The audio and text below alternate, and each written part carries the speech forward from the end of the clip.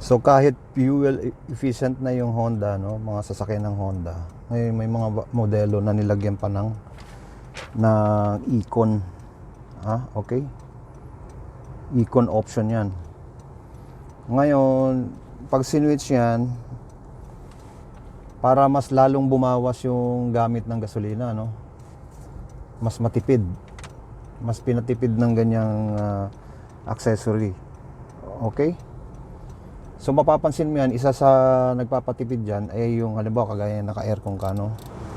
Naka full blast na yung aircon, no? Pag naka full blast kang ganyan, tapos nilagay mo sa Econ, mapapansin mo humina,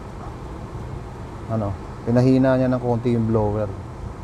Then yung cut off ng compressor niyan mas pinaikli. Okay? Para hindi masyado kumain ng gasolina. So, yun yung isa sa features ng Econ ng Honda vehicles. Ayan, makikita mo sa dashboard, no? Yung green na yun. Lalabas yan pag nagsuswitch ka eh. Ayan. So, akala mo wala lang, pero may function yan. Yan ang function niya. Pinapaikli niya yung compressor, yung pag switch on ng clutch ng compressor. Okay? So pag on, maya mag-off ka agad para tipid sa gas. Alright, then kahit yung kuryente niya binabawasan yung speed ng blower lumakas nung nag-switch off tayo.